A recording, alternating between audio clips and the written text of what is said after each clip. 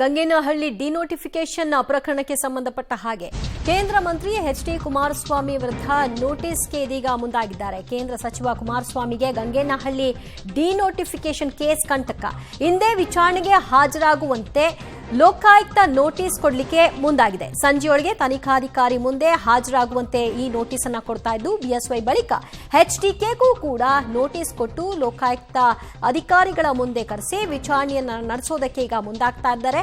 ಕೇಂದ್ರ ಸಚಿವ ಕುಮಾರಸ್ವಾಮಿ ಅವರು ಇವತ್ತು ಸಂಜೆ ಒಳಗಾಗಿಯೇ ಬರಬೇಕು ಅಂತ ಈ ನೋಟಿಸ್ ಅನ್ನ ಕೊಡಲಿಕ್ಕೆ ತಯಾರಿಯಾಗಿದೆ. ಈ ಬಗ್ಗೆ ಮತ್ತಷ್ಟು ಮಾಹಿತಿ ಪಡೆಯೋಣ ನಮ್ಮ ಪ್ರತಿನಿಧಿ ಮುರಳೀಧರ್ ನೋಟಿಸ್ ಕೊಟ್ಟು ಯಾವುದೇ ಸಮಯಾವಕಾಶವನ್ನ ಕೊಡದೆ ಇವತ್ತೇ ಬರಬೇಕು ಅಂತ ಹೇಳಕ್ಕೆ ಮುಂದಾಗಿದ್ದಾರಾ ಹೇಗೆ? ದಿವ್ಯಾ, ಈಗಾಗಲೇ ನೋಟಿಸ್ ಅನ್ನ ಕಳೆದ 2-3 ದಿನಗಳ ಹಿಂದೆ ಕೊಟ್ಟಿರುವಂತದ್ದು. ಆದರೆ ಕುಮಾರಸ್ವಾಮಿ ಅವರು ಇವತ್ತು ವಿಚಾರಣೆಗೆ ಹಾಜರಾಗ್ತೇನೆ ಅಂತೇಳಿ ತನಿಖಾಧಿಕಾರಿಯ ಬಳಿಯಲ್ಲಿ ಒಂದು ಕಾಲಾವಕಾಶವನ್ನು ಕೋರ್ಕೊಂಡಿದ್ರು. ಬಹುತೇಕ ಇವತ್ತು 4 ಗಂಟೆ ಅಥವಾ 4:30 ಒಳಗಾಗಿ ಲೋಕಾಯುಕ್ತ ತನಿಖಾಧಿಕಾರಿಯ ಮುಂದೆ ವಿಚಾರಣೆಗೆ ಹಾಜರಾಗುವಂತಹ ಸಾಧ್ಯತೆಗಳು ಕೂಡ ಇರುವಂತದ್ದು.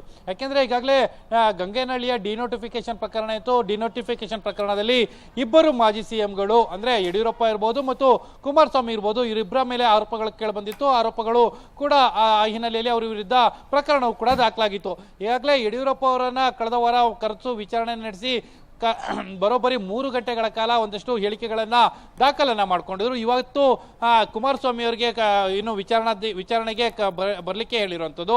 ಅಂದ್ರೆ ನಾಳೆ ನಾಡಿದ್ದು 1-2 ದಿನಗಳ ಕಾಲಾವಕಾಶವನ್ನು ಕೊಟ್ಟಿದ್ರು. ಆದ್ರೆ ಇವತ್ತು ಅವರು ದೆಹಲಿಯಿಂದ ಬೆಂಗಳೂರಿಗೆ ವಾಪಸ್ ಬರ್ತಾ ಇರೋ ಹಿನ್ನೆಲೆಯಲ್ಲಿ ಅವರಿಗೆ ಇವತ್ತು ಕಾಲಾವಕಾಶ ಇದೆ. ತನಿಖೆಯನ್ನ ಎದುರಿಸಲಿಕ್ಕೆ ತನಿಖಾಧಿಕಾರಿಗಳ ಮುಂದೆ ಬರ್ತೀನಿ ಅಂತೇಳಿ ಒಂದು ಮಾಹಿತಿಯನ್ನು ಕೊಟ್ಟಿದ್ದಾರೆ. ಬಹುತೇಕ 4:30ಕ್ಕೆ ವಿಚಾರಣೆಗೆ ಕುಮಾರಸ್ವಾಮಿ ಅವರು ಹಾಜರಾಗುವಂತಹ ಸಾಧ್ಯತೆಗಳು ಅತಿ ಹೆಚ್ಚಾಗಿರುವಂತದ್ದು. ದಿವ್ಯಾ, ಥ್ಯಾಂಕ್ ಯು ಮುರಳಿ ನಿಮ್ಮೆಲ್ಲ ಮಾಹಿತಿಗೆ.